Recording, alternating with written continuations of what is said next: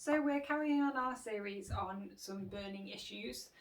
These are topics that we've decided as a church family we want to look more into, discuss, and just spend some time seeking God's heart about. These are issues that are important to us and the wider world.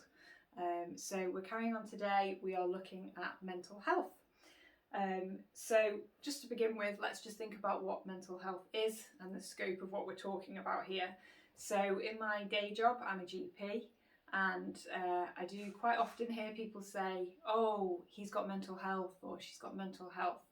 So what people are actually generally referring to there is that somebody has got a mental illness or a diagnosis of something going on with their mental well-being. So really, this is actually a broad spectrum, and actually there are quite a lot of parallels to be drawn with physical health. So we recognise that we all have physical health and sometimes we have illness, and we can probably all imagine a scenario, somebody who maybe doesn't move very much, they might smoke like a chimney, drink like a fish, and they have no diagnosed medical illness. But we can all recognise that their physical health isn't going to be great. So it's the same for us. We all have mental wellness or mental illness, and we're all on a spectrum somewhere in that. So we may have a diagnosis of a mental illness, we may not, but we're all somewhere, and it's significant for all of us.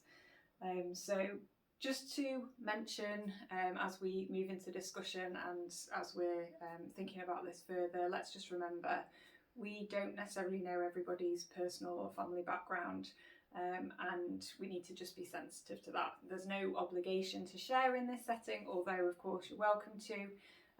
Let's make sure that we listen well, and if there are things that are challenges for people, or that people need further sort of discussion about, please let's do that, let's engage, let's ask for prayer where it's needed, and if that's not in a group setting, then we can do that on a one-to-one basis.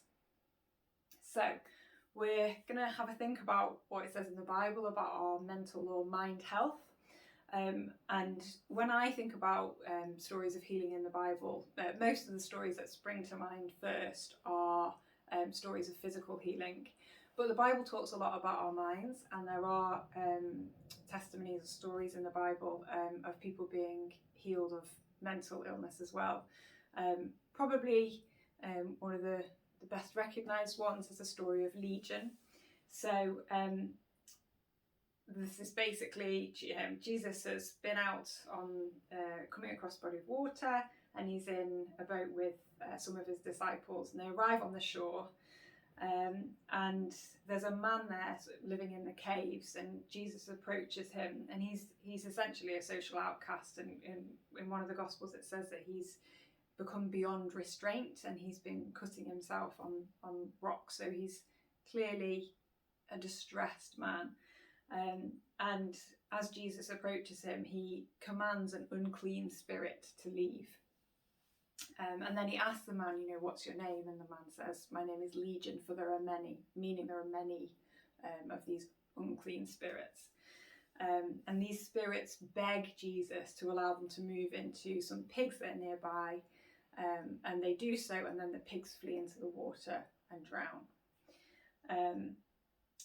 So there are also other scriptures about the mind that we're going to look at later, but just as we're reflecting on that story of Legion, we need to be aware that we are created as spirit, soul and body. That's how we were made. So they're three elements of our one whole person. They're not separate, they're all us. And our soul is our mind, will and emotions. Okay? Again, they all form the soul, they're not all separate entities.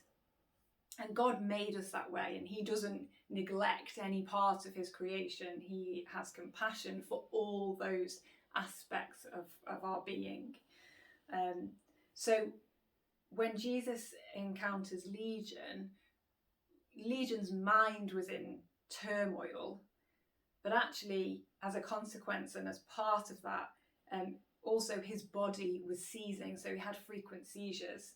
And the way that Jesus met him in that situation was to cast out a spirit.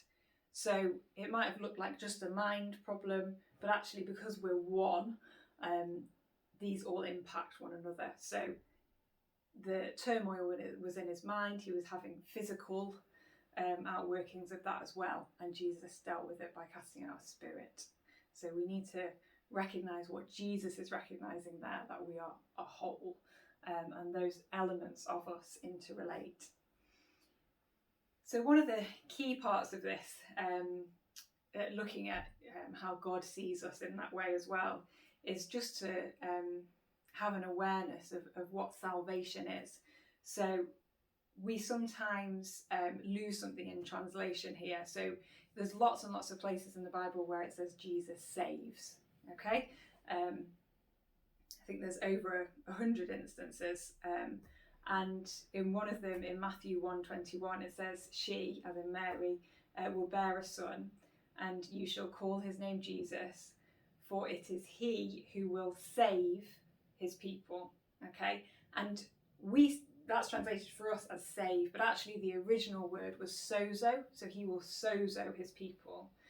And sozo is not just about a spiritual salvation, it's actually about a wholeness of spirit, a wholeness of physicality, and a healing of emotions. So it's far more rich and deep than what we can sometimes fall into the trap of seeing as, salvation is just spiritual forgiveness. So it is spiritual forgiveness, but there's more to it than that. It's broader than that.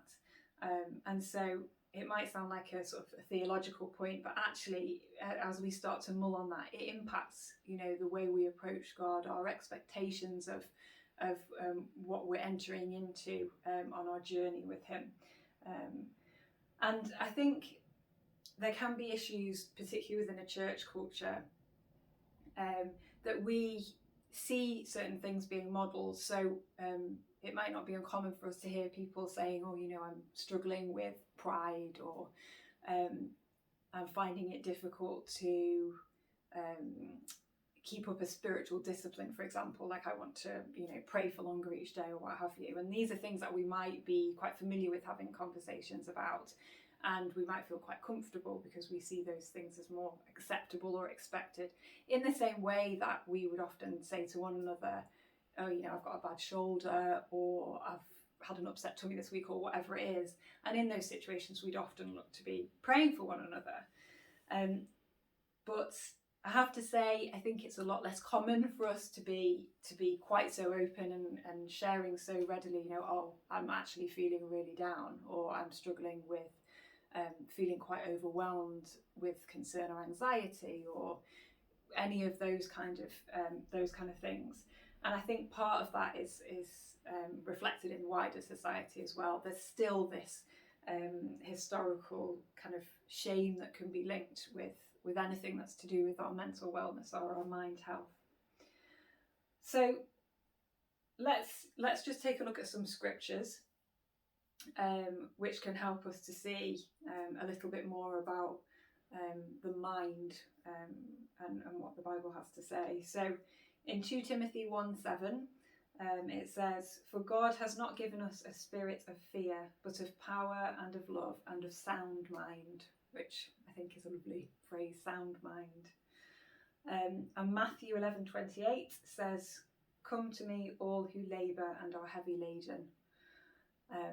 And that's not just talking about physical labour and having a physical load, but an emotional load. And I don't think there's any of us that can say we've not experienced being heavy laden or overwhelmed emotionally. And Jesus is saying, "Come to me in that." Romans 12:2 says, "Do not be conformed to this world, but be transformed by the renewing of your mind." And that phrase, the renewing of your mind, suggests that there's something to do, something active, something with movement to it, which I think is really, really key for us to acknowledge. when we think about how we renew our minds, there is a big stumbling block for many of us, and I think generally speaking, not exclusively so, younger generations, which I just about include myself in, can sometimes struggle with what's become almost a status around being a victim, and having a victim type of mindset. So we can often hear things like, I feel this way because such and such a thing happened to me, or I feel this way because of a biochemical imbalance in my brain. And I'm not disputing either of those things, because they're really important. I'm not saying that they're not true. So these things are going on, and lots of the way that we feel is reactive to circumstance, and that's how we're wired. The risk with having that kind of victim mentality where things are just imposed on us is that we can therefore feel like there's very much an external locus of control. So they're happening to me and I don't have influence over those things or this situation, or the way I feel. And there's something important for us to acknowledge and recognise, that when we are saying we can take positive steps to improve or resolve something, it doesn't mean we're saying the fact that we feel that way or it's happened to us in the first place is our fault. So there's no shame attached to that. I'm not saying, I'm in this situation because of my fault. I haven't brought it upon myself. But nonetheless, there are things that I can do to strengthen, to move forward, to seek help, and to move through this. And that can be quite challenging. We need to have a mature view of what's going on. And it can be complex, and I think it's important we're having conversations around that as well if we feel uncomfortable with that. So just a few practical ideas of things that might be helpful for us. So we are, as a church family, we're a community. However much we as individuals decide to partake in that or be connected or involved. And we are actually people are designed for community and connection. So right from the beginning of time, God recognised that it wasn't good for Adam to be alone. So he made Eve. He was addressing that. And we are designed to do life with one another and walk with one another. And there's more and more evidence showing that being part of community, being connected with others, and spending time with others can be one of the most powerful tools for helping strengthen our mental health and improve our mental well-being. And studies have shown now that, in fact, living in communities and having connections with other people can actually add years to our lives. So that's really key. There have been books written about it. And we are in a community, so let's embrace that. And we live in communities with our neighbours, so let's embrace that. It's positive for them, it's positive for us. So one thing we can definitely look at and work on is community. Another thing is meditation. Meditation and mindfulness have become increasingly sort of popular and fashionable over the last 10 to 15 years with good reason. I'd argue that the church has been encouraging it, or Christianity's been encouraging it for many centuries. So contemplative prayer, which is kind of not intercessory prayer, but that quieter, listening, reflective type of prayer, is a form of meditation. So if it's something that we're not used to, then it's something that is very easy to start. You start literally doing 2-3 minutes a day, pick a scripture, pick an aspect of God's character, and just repeat it to yourself. And every time your mind strays away, which is quite common and normal, you bring it back. When you realise your mind's strayed, you bring it back. And that is really, really key, not only for getting those things deeper in our hearts, but it's great for our well-being and quieting our minds, getting into the practice of quieting our own thoughts and our minds. So being in community and practicing meditation. Another thing which is really, really valuable is eating well. So serotonin is a hormone which helps to control and moderate our mood, which is basically active in our brains. But depending where you read, about 80 to 90% of serotonin is produced in our gut. So if our gut isn't healthy, we don't get the same level of production of serotonin. So major things that help our gut health: eating well, so eating plenty of fruit and veg, that helps with that production, and avoiding processed foods. So by processed, I mean things that have had something added or done to them in a setting, in like a factory setting, so they're not as they grew, they're not as God made them, essentially. So eating like that also improves our energy, which often lacks if we're not feeling emotionally well. So that's another key element as well. And then the final practical thing that I just wanted to mention was the concept of the mental load, which might be familiar for some of you. Essentially, the idea is that generally speaking, within sort of households or relationships, there is a certain amount of stuff that needs to be done to keep life ticking over, to administrate life, if you like. And this is sometimes referred to as the mental load. So the concept originally was developed and fitted into kind of stereotypical gender roles. So when it was first kind of published and mentioned, the way that it was considered was that typically women would carry this significant mental load. So it's a lot of it is subconscious, some of it is conscious, and it's this the weight, basically the psychological weight of carrying day-to-day tasks and arrangements and things that need to be juggled. So it's important we have an awareness that that's happening, either within a marriage relationship or just with people that we live with. It exists in those settings. And sometimes when we're aware of it, that can be helpful to acknowledge that, but also it can be a helpful exercise if you feel in your day-to-day life that you're just keeping your head above water, or you're in survival mode rather than living and enjoying life. This can be something really important and very significant. So it can be helpful to sit down with anyone you live with, or even to do it if you live alone, and just write down all the things that you feel you carry for the household psychologically and you're juggling. And that can be a helpful process just to have awareness, but also to see if things could be shifted or altered or even got rid of. Are we carrying some things we don't need to carry? So if that's something that you think strikes a chord, sounds familiar, then it's definitely something worth reading on the mental load, and maybe discussing further.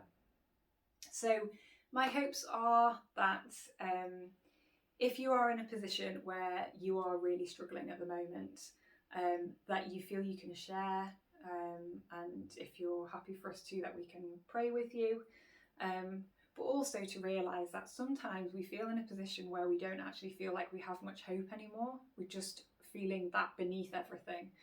And sometimes then we just need to share so that someone else can hope for us. That's part of being in community and being in family. In my third pregnancy with Miri, I got to a point where, with everything that was going on, day-to-day stresses of life and work and hormones and all those kind of things, and the way I was feeling physically in that pregnancy, I felt so emotionally low that I'd almost got to the point of not being able to hope for myself. And I felt very below everything. And at that point, Alan hoped for me. He was just beside me, hoping for me and praying for me. And when I felt like I couldn't do that, he was doing that beside me and for me. And so we need to be in a position where, if that's what we need, we can say, can you just do this?